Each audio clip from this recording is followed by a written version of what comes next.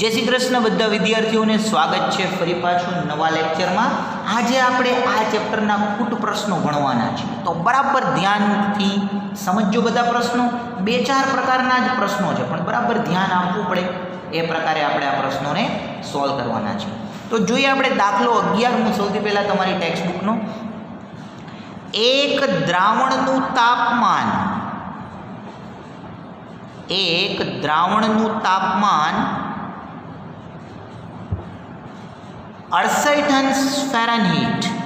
आम तो फेरनहीट और सेल्सियस आ बंने वच्चेनो संबंध तमे जाणो छो।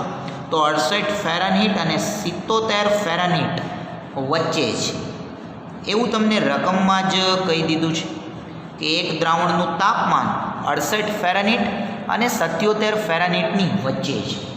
हवे रूपांतरण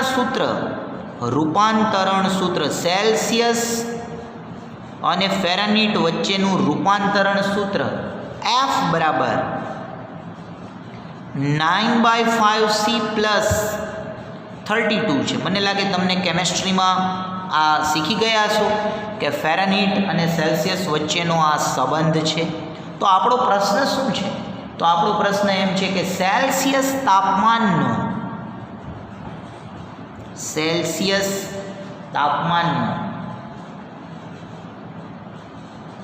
विस्तार शू थाय?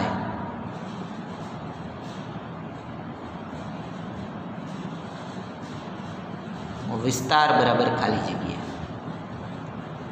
तो तमने जे तापमान आपेलू छे एने आपणे सेल्सियस में विचारीए तो 68 फेरनहीट थी 77 फेरनहीट नी वच्चे आ तापमान छे।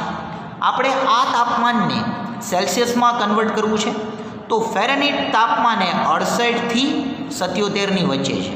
तो આપણે 1 ફેરનહીટ માટે આ શબ્દ પ્રયોગ કરીએ છીએ। તો 68 ફેરનહીટ માટે આપણે કઈ રીતે નક્કી કરશું? એટલે કે તાપમાન પાછું 68 અને 77 ની વચ્ચે છે। તો સૌથી પહેલાં તો આપણે તાપમાનને કંઈક ધારી લઈએ અને ત્યારબાદ એની કિંમત મૂકી દઈએ તો આપણને મળી જશે। તો આપેલ તાપમાન એ 68 Fahrenheit less than 9/5 Celsius plus 32 અને लेस देन 77 છે। તો અમે બધામાંથી ફેરનહીટ દૂર કરી નાખ્યા। 68 ફેરનહીટ 77 ફેરનહીટની વચ્ચે ફેરનહીટનું સૂત્ર મેં મૂકી દીધું તો એફ દૂર થઈ ગયા મિત્રો। હવે આમાંથી સેલ્સિયસ માપ મળી જશે। હવે તો આપણે જાણીએ છીએ 32 બંને બાજુ લેવા પડે તો અહીંયા થઈ જશે 68 - 32, અહીંયા થઈ જશે 9/5 સેલ્સિયસ, અહીંયા થઈ જશે 77 - 32। સાદરૂપ આપો તો આ થઈ જશે 36 less than 9/5 Celsius less than આ થઈ જશે 45। બરાબર ને? 45। હવે તમે નિયમ જ જાણો જ છો, આ 5ને સામે લઈ જવા પડે તો આ થઈ ગયા 36 × 5 less than 9C less than 45 × 5। 5 ने सामे लई जाए। हवे 9 ने पण सामे लई जाओ तो 36 × 5 ना छेदमां Celsius less than 9 less than 45 × 5 छेदमां 9। सॉरी अहींया C आवी जशे ने, 9 ने सामे लई जवाना था। आ 9 ने आपणे सामे लई जवा पड़शे ने सेल्सियस में। तो जोईए छे। अच्छा, हवे तमने आ खबर छे ने 36 ने 9 4 36 लखाय एटले 9 9 उडाडवानी वात छे। अहींया पण 45 ने 9 5 45 लखाय तो अहींया पण हूँ 9 9 उडाड़ी दईश, अहींया पण 9 9 उडाड़ी दईश तो सेल्सियसनो विस्तार 20 थी 25 रहेशे। एटले तमे एवुं कही शको ने कोई पदार्थनुं तापमान 68 फेरनहीट थी 77 फेरनहीट वच्चे छे तो ए ज पदार्थनुं सेल्सियस तापमान 20 अंश सेल्सियस थी 25 अंश सेल्सियस छे एवुं तमे कही शको छो। तो आ रीते सेल्सियसनुं रूपांतरण दर्शावी शकाय। तो आ खूब ज महत्वनो प्रश्न छे। हवे त्यार पछी एक आपणे उदाहरण समजवुं पड़शे અને ઉદાહરણ પરથી જ આપણે આગળ દાખલા કરવાના છે। હવે જે ઉદાહરણ છે ને એ બરાબર ધ્યાનથી સમજજો। તમારી ટેક્સ્ટબુકનું એ ઉદાહરણ નંબર 20 છે। આ ઉદાહરણ ખાસ સમજવાનું છે। ઉદાહરણ કંઈક એવું છે, એક નિર્માતા પાસે, એટલે કે રચે છે, એક નિર્માતા પાસે, તમે હજી લેબમાં ગયા નથી એટલે ખબર નથી, પણ કંઈક આ રીતે છે, 6000 લીટર 12% ટકાવારી 100 એ નીકળે ખબર છે ને, 12% એસિડનું દ્રાવણ છે. એક નિર્માતા પાસે 6000 લીટર 12% એસિડનું દ્રાવણ છે. હવે એનો પ્રશ્ન એમ છે, તો તેમાં એટલે કે એ દ્રાવણમાં કેટલા લીટર, તો તેમાં કેટલા લીટર 30%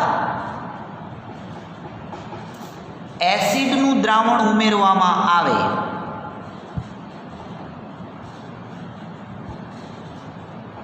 અથવા તો એસિડનું દ્રાવણ ઉમેરતા પરિણામી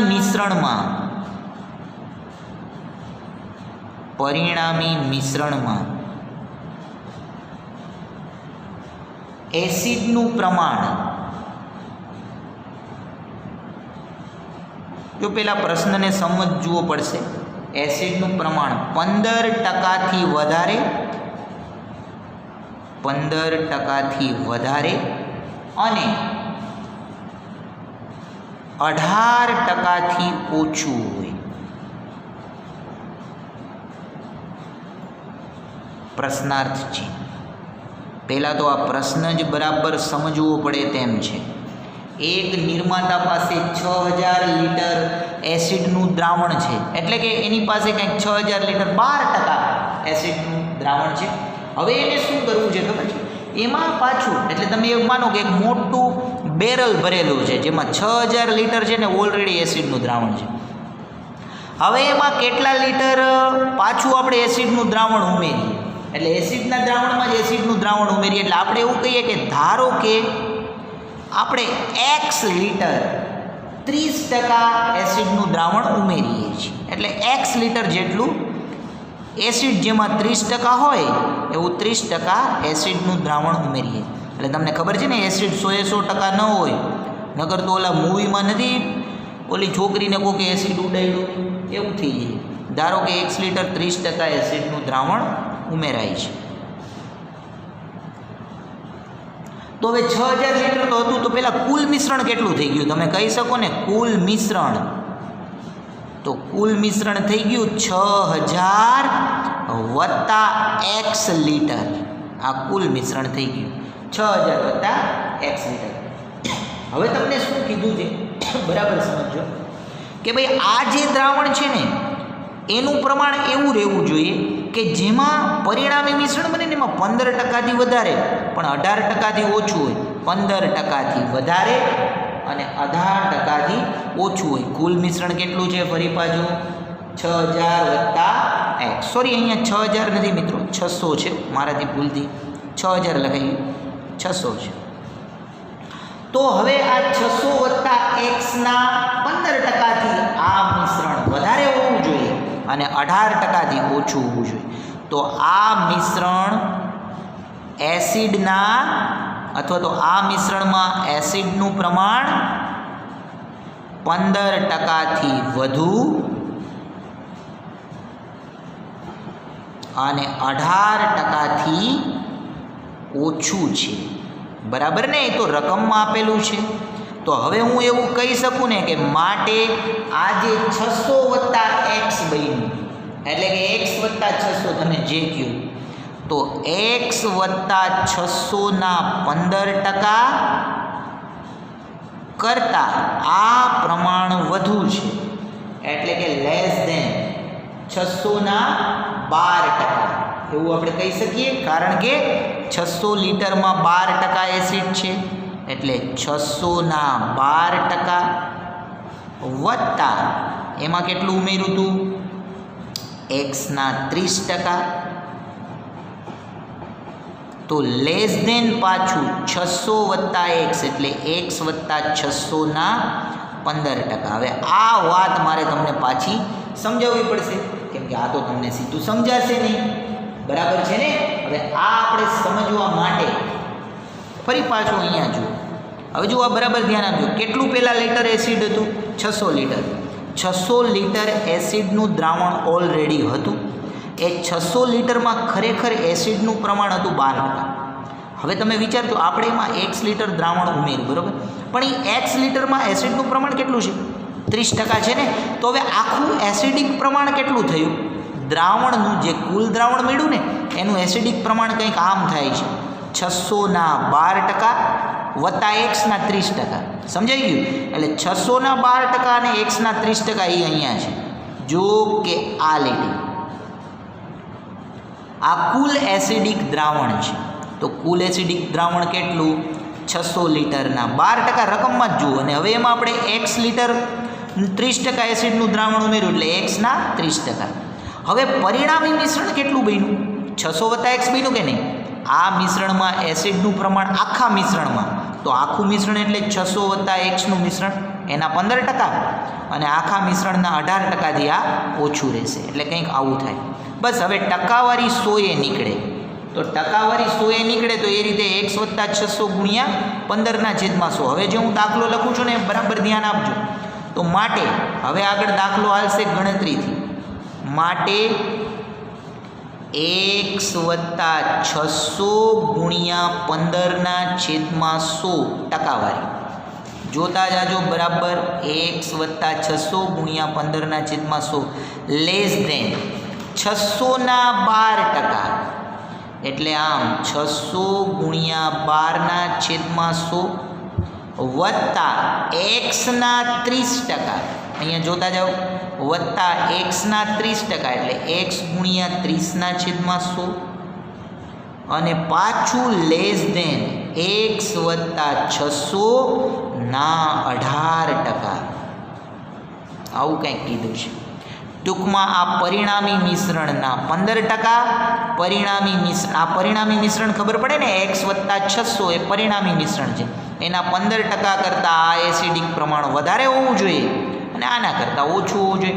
હવે મારે એક સાથે બે અસમતા સાથે સોલ્વ કરવી હોય તો તમને ખબર છે, સૌથી પહેલાં તો હું આને આ રીતે લખીશ, 15 ગુણ્યા એક્સ પ્લસ 600/100 લેસ ધેન અહીંયા 600 ગુણ્યા 12 એ મને ખબર છે 7200 થાય. 12 6 72 થાય ને. અને વત્તા 30x અને આખાના છેદમાં 100 આ રીતે લખાય.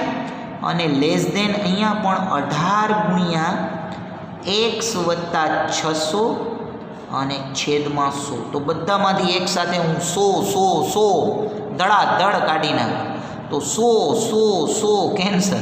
હવે અહીંયા કેટલા થયા વાંચો બરાબર. 15x વત્તા 600 ગુણ્યા 15, 15 6 90, 9000. 15 6 90 એટલે 9000 થશે ને. આ બાજુ 7200 વત્તા 3x, સોરી 30x,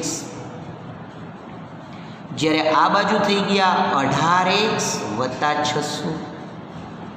બરાબર છે. હવે આના બે અર્થ થાય. પહેલો અર્થ આમ થાય, 15x વત્તા 9000 લેસ ધેન 7200 વત્તા 3x. અને બીજો અર્થ અહીંયા લખી નાખું, 7200 વત્તા 3x લેસ ધેન 18x વત્તા 18 18 ગુણ્યા 600 છે ને, 18x વત્તા 18 ગુણ્યા 600, 18 6 108 થાય મારા ખ્યાલથી. તો 108 00 કરવું પડશે કે નહીં. 18 ગુણ્યા 600 108 00 એટલે ગણતરી ખૂબ લાંબી થઈ જશે. હવે x વાળા પદો અહીંયા ભેગા કરો. હવે 15x માઇનસ 3x આ રીતે થઈ જશે. આ 3x ને આ બાજુ લઈ જઈએ તો હવે આ બાજુ આને લઈ જઈએ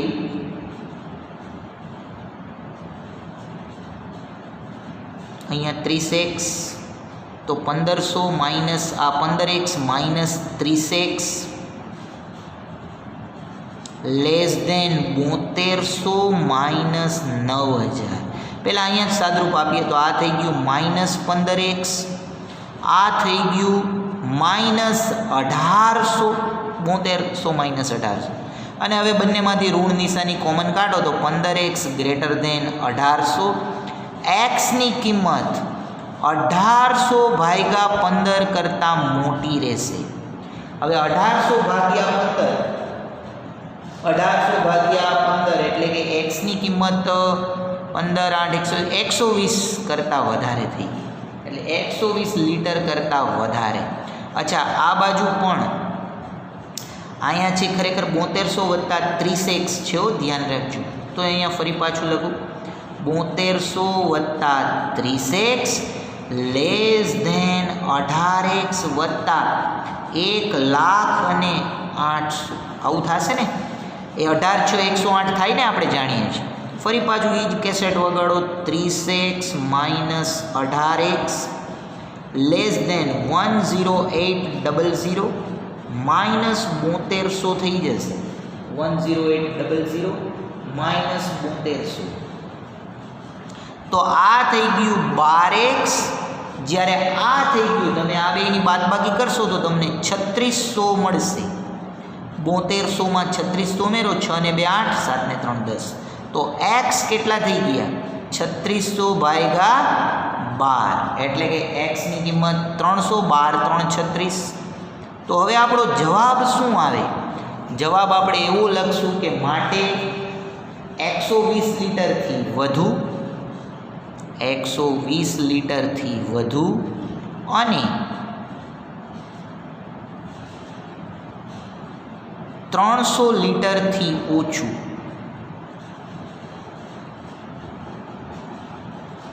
300 લીટરથી ઓછું 30% એસિડનું દ્રાવણ ઉમેરવું જોઈએ. 30% એસિડનું દ્રાવણ ઉમેરવું જોઈએ કે જેથી કરીને આપણે એવું નક્કી કરી શકીએ કે આપેલ પ્રમાણ એ 18%થી ઓછું થાય અને 15%થી વધુ થાય. ફરી પાછું એકવાર દાખલો રિપીટ કરી લઈએ. એક નિર્માતા પાસે 600 લીટર 12% એસિડનું દ્રાવણ છે. એમાં કેટલા લીટર 30% એસિડનું દ્રાવણ ઉમેરીએ તો પરિણામી મિશ્રણમાં એસિડનું પ્રમાણ 15%થી વધારે રહે પણ 18%થી ઓછું રહે. એટલે મેં શું કર્યું ખબર છે? 30% એસિડનું દ્રાવણ x લીટર ઉમેરી દીધું, તો કુલ મિશ્રણ કેટલું થઈ ગયું? 600 + x લીટર. આ મિશ્રણમાં એસિડનું પ્રમાણ 15%થી વધુ, 18%થી ઓછું રહેવું જોઈએ. હવે જો અહીંયા કુલ મિશ્રણના ટકાવારી એસિડના પહેલાં જોઈ લઈએ. તમારી પાસે 600 લીટર 12% હતું, એમાં 30% x લીટર ઉમેર્યું, તો કુલ મિશ્રણમાં એસિડની ટકાવારી, જો એ ખાસ મહત્વની જે મેં અહીં અંડરલાઈન કરી, એસિડની ટકાવારી 600ના 12% અને તમે જે ઉમેર્યા એના 30% છે. એટલે 600ના 12% વત્તા xના 30%. જ્યારે પરિણામી મિશ્રણ છે ને એ આ છે 600 + x, એ પરિણામી મિશ્રણ છે. તો પરિણામી મિશ્રણમાં આ પ્રમાણ 15%થી વધુ, એટલે 600 + xના 15%થી વધુ, એટલે આ જ લીટી મહત્વની છે. અને 600 + xના 18%થી ઓછું રહેવું જોઈએ.